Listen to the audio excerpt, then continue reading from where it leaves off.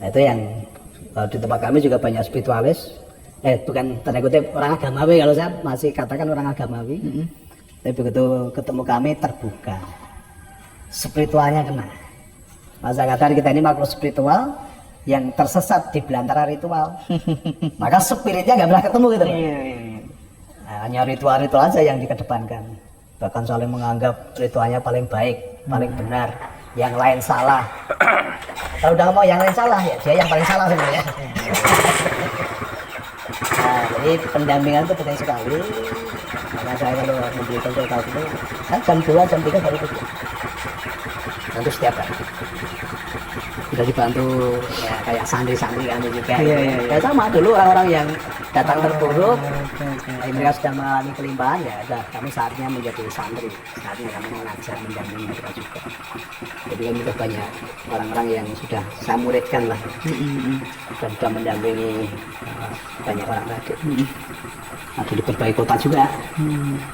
Salah satu pendampingan itu misalnya disuruh hafal gitu Pak Niko.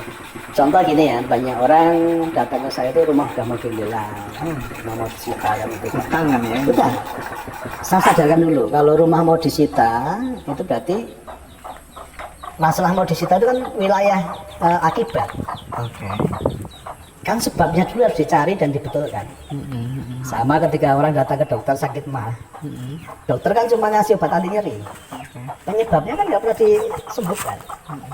Sama tak sadarkan dulu, wilayah hutang nggak bisa bayar, rumah mau disita, itu wilayah akibat. Nah sebabnya dibetulkan. Nah kenapa saya punya banyak bisnis tadi? Nah, ketika saya ajarkan, sekarang diperbesar wilayah pemasukannya.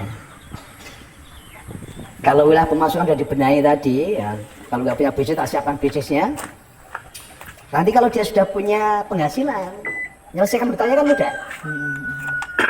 Jadi kayak tahun kemarin itu, saya sudah bisa menyelesaikan hampir 70 rumah yang mau disita. Ini antriannya sudah di atas 300 ini. Antriannya yang mau disita. Tapi tadi, wilayah sebab diperbaiki dulu. Nah, kalau nggak tahu jalannya kita dampingi tadi, nggak punya bisnisnya kita siapkan bisnisnya. Gitu. Nah, setelah tadi wilayah sebabnya diperbaiki udah nyaman semua, maka terus kehidupannya menjadi baik, kehidupannya menjadi dipulihkan. Dan kita dipulihkan ya punya tanggung jawab, kamu juga harus membantu mereka juga, sama seperti yang kamu alami dulu kan. Nah, jadi praktek langsung. Jadi di sini teknisnya kita siapkan, secara spiritual kita dampingi, kemudian secara action juga kita lakukan. Jadi menyeluruh ya. Jadi orang pulang itu tempat kami ya selesai lah gitu. Selesai. Keren banyak ini. Ya kemudian juga ini untuk referensi juga. Dulu banyak orang datang satu kan soalnya Pak, ini masalah saya berat. Saya butuh jalan keluar dari Pak Niko. Karena saya katakan, kamu itu kan sebelum kesini, kan kamu sudah mencari jalan keluar kemana-mana. Kalau kamu kesini minta jalan keluar, di sini nggak ada jalan keluar. Loh katanya Pak Niko konsultan, masa nggak berikan jalan keluar? Nggak ada, kalau kamu kesini saya jalan keluar, salah. Di sini adanya jalan ke dalam, jalan ke dalam, bukan jalan.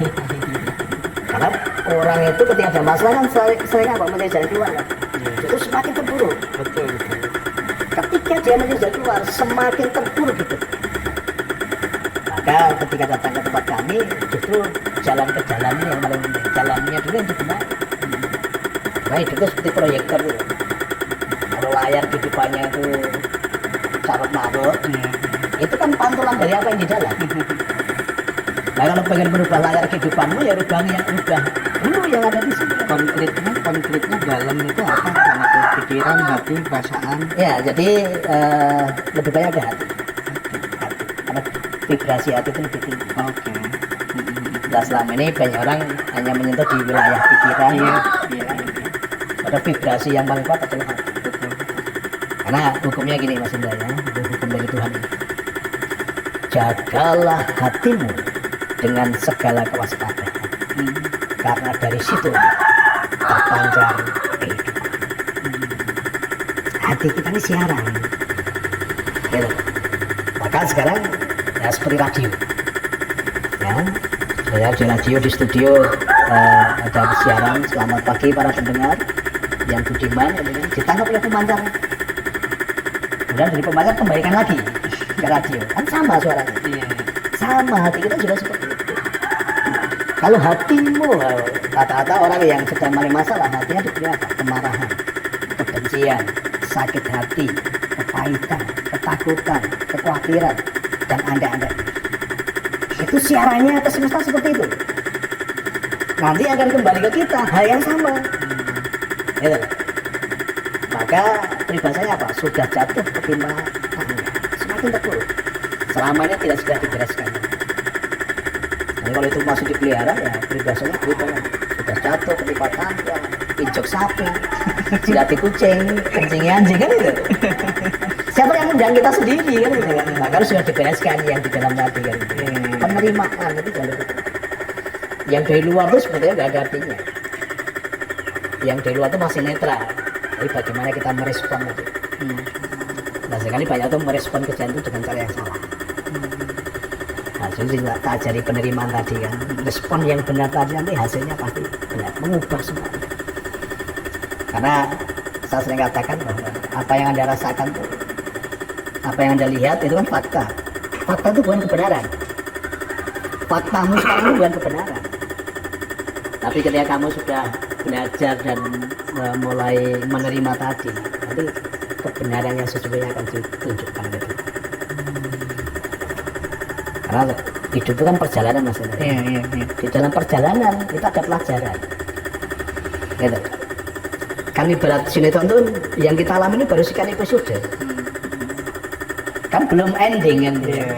Perjalanan masih bisa kita rubah gitu loh. Gitu. Jadi semua itu belum ada artinya. Maka untuk menjaganya saya katakan apapun kejadian katakan sama Tuhan, yang ini pun baik buat saya. Ya, ternyata yang ini pun baik buat saya. Karena saya pernah punya pengalaman maksudnya kan. Saya pernah bilang rumah. Ya, Di Sitabang juga. Di Sitabang juga. bukan. Justru saya kehilangan rumah bukan karena kesalahan saya. Oh, gimana? Ya, jadi waktu itu teman saya kebetulan pimpro sebuah proyek, dan besar. Dan saya diminta, ayo aku ini kalau banyak proyek, tolong kamu bantu aku. Lalu bantu apa? Aku nggak tahu bangunan. Kamu sebagai supplier aja. Kemudian saya jadi supplier, semua toko bangunan di kota itu tahu hubungi semua mendukung. Ya. Nah, waktu itu sebenarnya saya sudah dapat peringatan sebetulnya, karena semua toko bangunan tadi ngomong gini, Mas, kalau yang tahu jawab sampean aku mau ngirim. Tapi kalau saya urusan dengan perusahaan itu saya nggak mau. Nah waktu itu ketika pimpronya teman saya pembayaran 2 minggu tepat. Nah terjadi masalah ketika teman saya jadi pimpro dikeluarkan. Pembayarannya itu mundur-mundur sampai ulang tahun Mas. Sampai ulang tahun. Nah akhirnya saya kan punya beban ke banyak anak. Kalau saya mau ego, saya bisa katakan, loh, tagihanku di sana kan lebih banyak daripada utang. Tapi kan tadi setiap hari mereka nagih, ada yang nagihnya lembut, ada yang kasar. Pagi-pagi saya belum bangun udah didatangi rumah saya. Ya, saya berpikir, ya, ternyata mereka pun mungkin bebannya lebih berat daripada saya. Kayak saya katakan ke istri dan anak-anak, saya ngomong gini waktu itu. Kita harus tahu mereka. Mereka mungkin bebannya lebih banyak. Oke, saya minta izin ya Maya, anak-anak, rumah kita jual. Tapi aku berjanji, aku akan belikan rumah yang jauh lebih besar, jauh lebih baik. Ngomong gitu tuh tersendat, Mas Indra. Ya, saya berusaha untuk tegar gitu, tetap ada perasaan yang, tapi saya sudah punya komitmen tadi. Saya lebih memperhatikan kesulitan mereka, saya melupakan semua ego saya. Istri menyanggupi, Istri menyanggupi. anak mau pindah. Anak ya, saya pernah membatalkan niat itu ketika anak saya yang kecil nggak mau pindah. Itu hati saya tuh kayak terjadi perang batin ini. Iya benar. Berat sekali rasanya. Tapi nak tenang, papa nanti belikan yang jauh lebih besar. Dan Saya udah membayangkan nanti apa kata orang.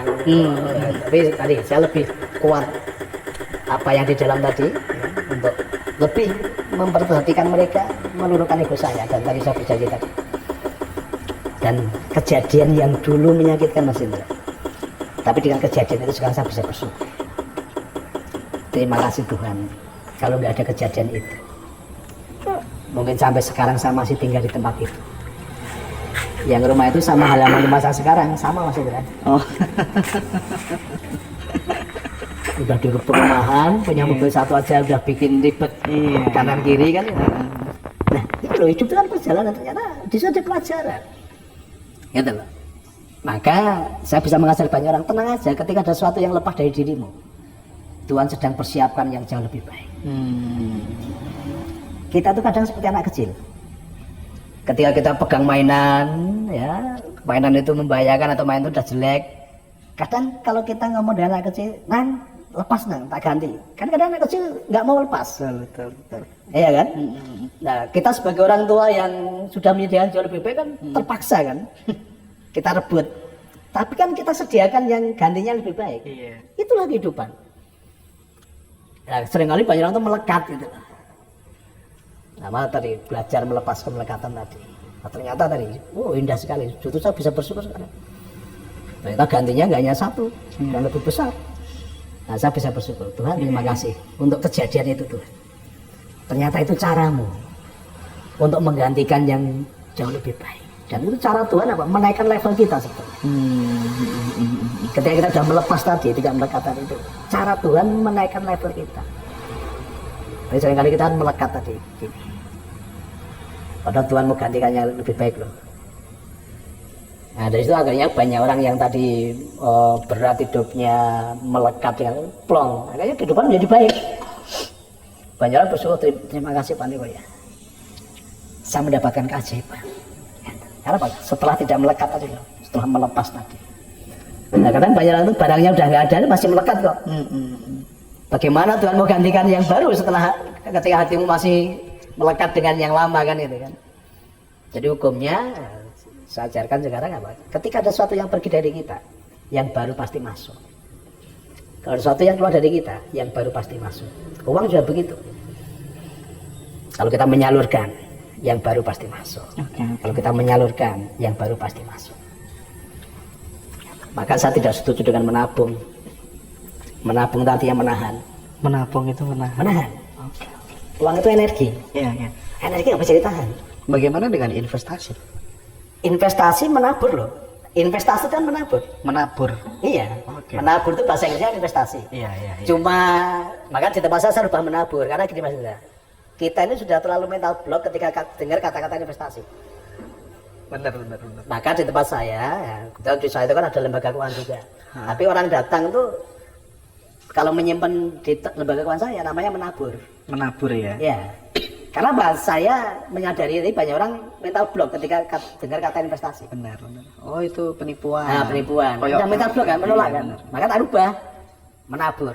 Kemudian saya kasih apa? Hukumnya jelas. Semesta ini kan bekerja dengan hukum-hukum. Dan hukumnya pasti. Kalau hukum negara, hukum ini bisa kita manipulasi, tapi hukum semesta nggak bisa dimanipulasi. Hukumnya jelas, siapa menabur pasti menuai. Dan tuaian pasti lebih banyak daripada taburan. Itu hukum itu. Tapi karena kita selalu mendengar investasi, ya, tambah apa investasi bodong dan lain-lain itu kan. Banyak orang ketika dengar investasi sudah menolak dulu. Maka rubah dengan bahasa yang sederhana, menabur. Dan itu dampaknya luar biasa Mas Indra. Justru orang kaya itu karena menabur. Bukan karena menabung. Nggak ada orang menabung jadi kaya. Menabung ya. Apalagi orang menabung doanya pada elek, pada jelek tuh. Nabung itu apa? Untuk jaga-jaga. Khawatir kan berarti? Khawatir kan? Jaga nih barang yang jelek kan? Maka saya melihat tadi ketika orang menabung udah ngumpul banyak, karena untuk jaga-jaga, yang datang apa? Jaga nih temannya yang sambat, saudaranya yang sambat. Jaga nih orang sambat. Betul. Harus ngomong nggak punya uang nggak enak, tapi kalau dipinjemi kok pulangnya ngejak padu kan itu. Kemudian nabung lagi untuk jaga-jaga, begitu ngumpul banyak, ada kawan deket, saudara, nawari sesuatu bisnis, ternyata song. jagani penipu. Nabung lagi, dangkul banyak lagi, karena untuk jaga-jaga, ada musibah, jagani musibah. Nabung lagi, dangkul banyak, karena untuk jaga-jaga, ada anggota keluarga masuk rumah sakit, jagani biaya rumah sakit. Nabung doanya udah jelek kok.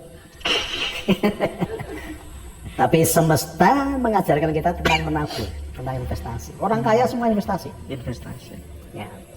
Dan ada satu quote yang ini menjadi pegangan saya, bunyinya begini: pemberani hidupnya akan selalu berdampingan dengan namanya keajaiban, tetapi penakut tidak akan pernah ketemu dengan namanya keajaiban. Waduh, keren.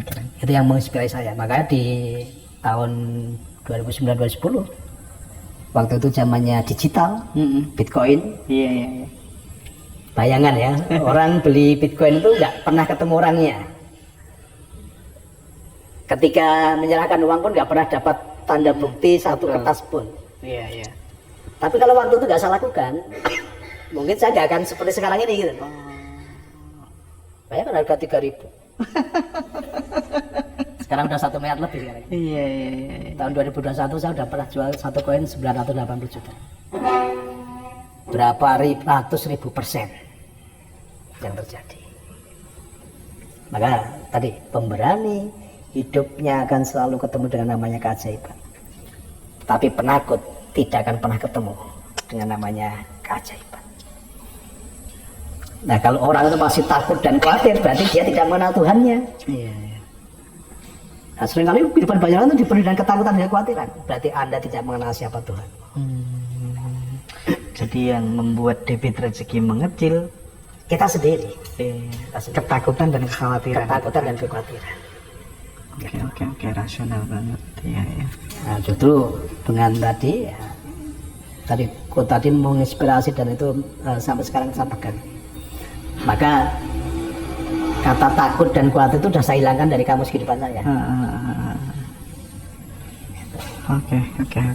Karena itu bukan sejatinya kita. Kalau masih takut dan khawatir itu bukan sejatinya kita. Karena program-program banyak orang tadi. Oke. Gitu. Oke. Nah,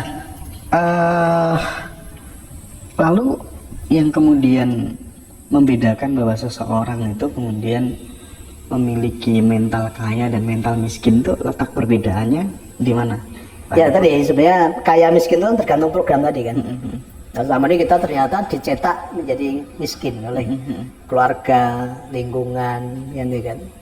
Maka setelah saya tahu ilmu tadi, belajar metafisika, saya rubah semua orang ya, bagaimana bermental kaya. Karena kaya itu dimulai dari pikiran, kaya dimulai dari mindset. Oke. Kan gitu kan. Tapi banyak kaum agama juga mengajarkan pengajaran itu pengajaran orang kaya, tapi ternyata yang diakses kemiskinan. Contoh maksudnya ya, di kaum agama mengajarkan untuk kita berbagi, kita sedekah. Tapi pelajarannya apa? Kalau kamu berbagi, kalau kamu sedekah, nanti Tuhan gantikan kamu berlipat-lipat. Aksinya bagus, tetapi energi yang diakses itu energi kemiskinan, Kekurangan. karena berbagi berharap ganti berlipat-lipat. Bahkan sampai ke keserakahan. Keserakahan, tamak, kemiskinan itu loh. Ingat-ingat ya, Tuhan tidak melihat aksimu, tetapi Tuhan melihat rasamu. Nah, selama ini kaum agamawi mengajarkan tadi, bahkan kalau kemarin ada yang bilang, Pak, kalau ngasih 1 diganti 700. Gila kamu ini. Tuhan aja kamu sogok. Ya kan? Kamu berarti apa? Kamu tamak. Kamu sedang miskin, kamu sedang kurang gitu. Maka saya ajarkan ketika kamu berbagi, nah, ini pelajaran juga. Satu, kalau berbagi saya nggak pernah dapat berharap balasan termasuk dari Tuhan. Dari siapapun. Pernah suatu saat saya ke Bali, kemudian ada anggota saya di Bali, WA saya, Pak Niko, izinkan nanti yang jemput saya Pak Niko ya, karena saya mau balas budi ke Pak Niko. Nggak saya respon Mas Indra. Karena saya sudah melakukan semua ini, saya nggak pernah berharap balasan dari siapapun, termasuk dari Tuhan. Termasuk dari Tuhan? Ya, termasuk dari Tuhan. Gitu. Kenapa? Yang saya lakukan itu apa? Sebagai bentuk ucapan syukur. Karena Tuhan sudah berkahi saya berlimpah-limpah. Itu sudah menjadi kewajiban saya untuk bersyukur tadi, menyalurkan tadi gitu Pak. Iya. Maka saya nggak pernah berharap balasan dari siapapun. Nah, itu yang tadi orang mau balas diri ya tak respon. Gitu.